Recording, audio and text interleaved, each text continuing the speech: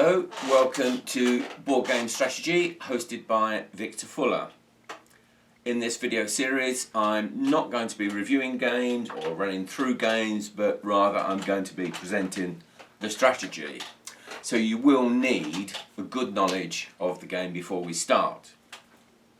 In this first episode, I'm going to be looking at Tzolkin, a game of considerable depth and something of a strategic challenge. Tzolkin is a game where you really do need to come armed with a strategy. I'm going to cover three, which is by no means an exhaustive list. These are skulls, agriculture and big resources. First up, skulls. Skulls is pretty straightforward. We simply aim to place as many skulls as possible, and that's our sole means of scoring. We're not building any buildings, we're not building any monuments, and this is probably the easiest of the strategies to execute.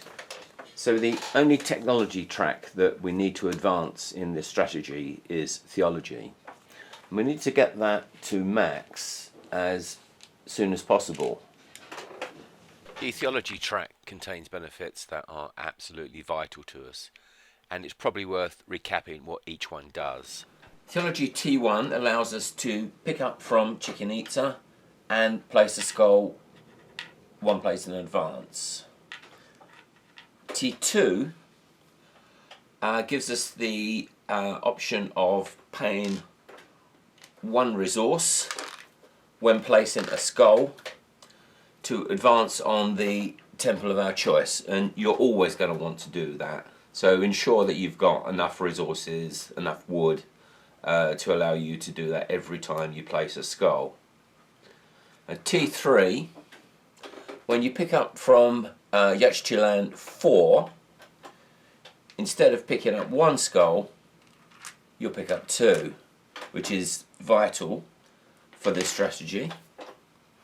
And T4 allows us to pick up a skull for the cost of one resource, and we may well use that.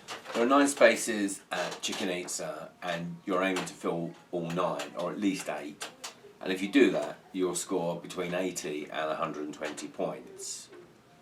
You need to visit Yaxchilan 4 at least 4 times to pick up 8 skulls.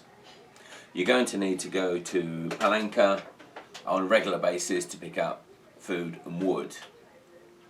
You're going to need to be placing workers on Chichen Itza pretty much from the start of the game, so that to give you opportunity to get all 9 down.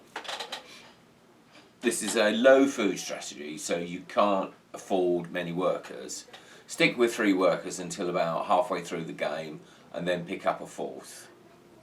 Big problem with this strategy is if another player adopts it, then you're totally stuffed, because there's just not enough spaces on Chichen Itza to provide enough points for 2 players.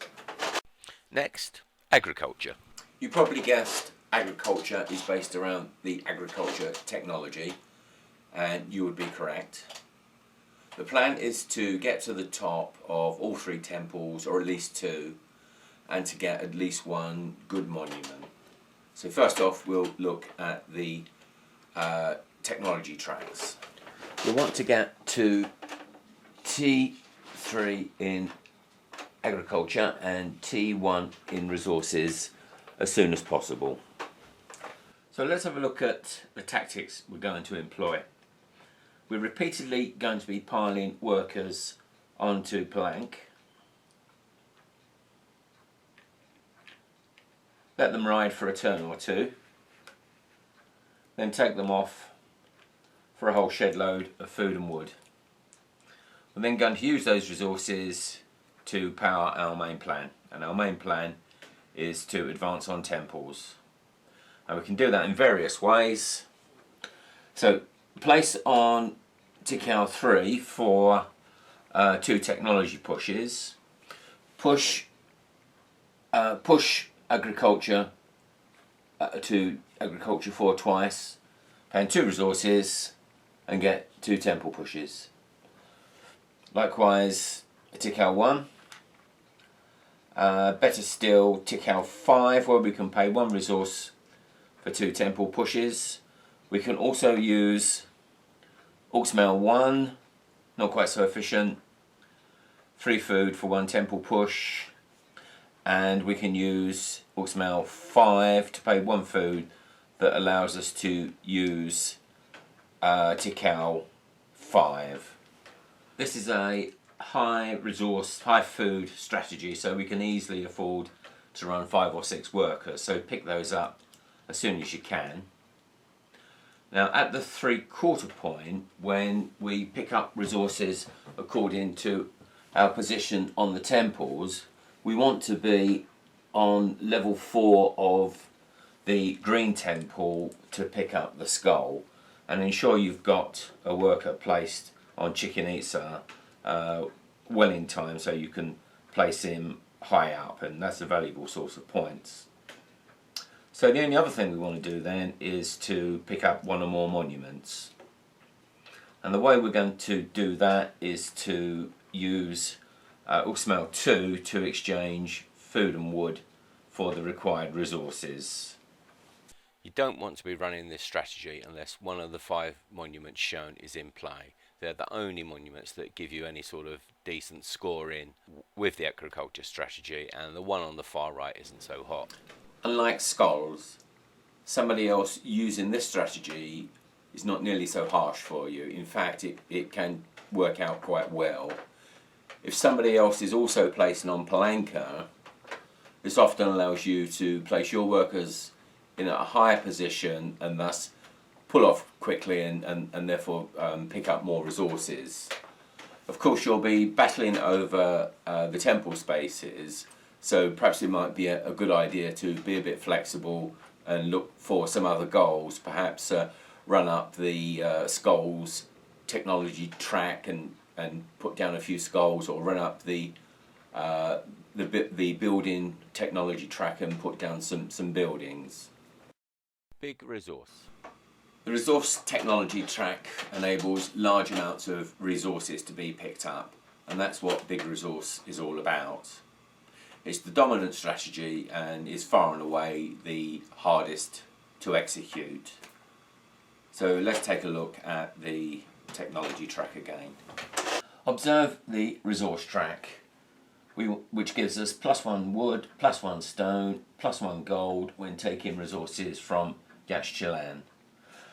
T4 gives us the ability to swap 1 resource of our choice for 2 resources of our choice, and we'll certainly be using that. I'll also cover the architecture track, which we may well use. T1 gives us +1 food on building. T2 gives us 2 victory points on building, and T3 allows us to build for 1 less resource. T4, 3 victory points for 1 resource.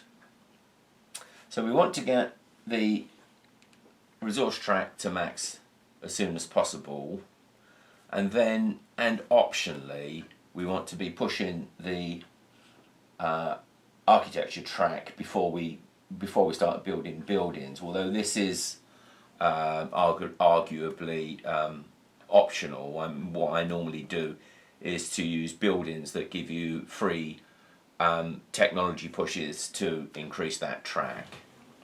Okay, let's fill in some of the blanks and present the tactics in some detail.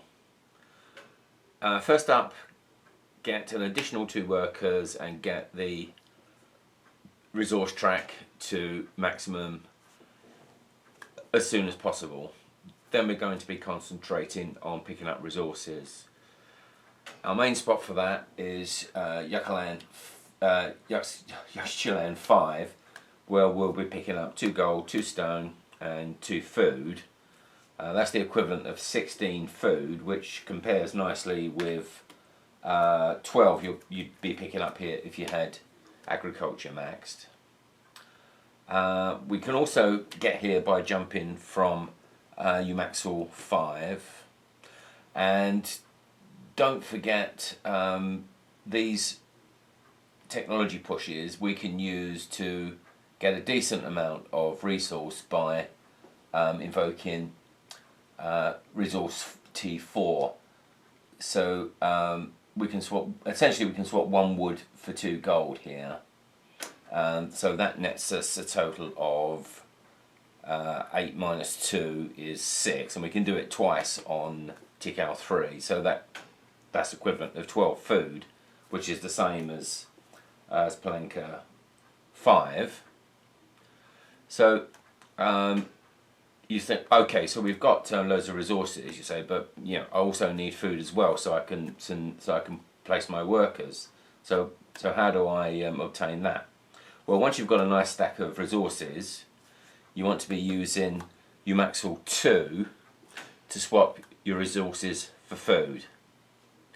And okay, so you've got a nice load of food, you've got a few resources. Use that food to get more resources, and when you've got a shed load of resources, invest it in buildings, and rinse and repeat. And in the last quarter, buy monuments, buy 2, 3, even 4 monuments. If you're the first player, there's a really nice opening move known as the Uxmal Gambit.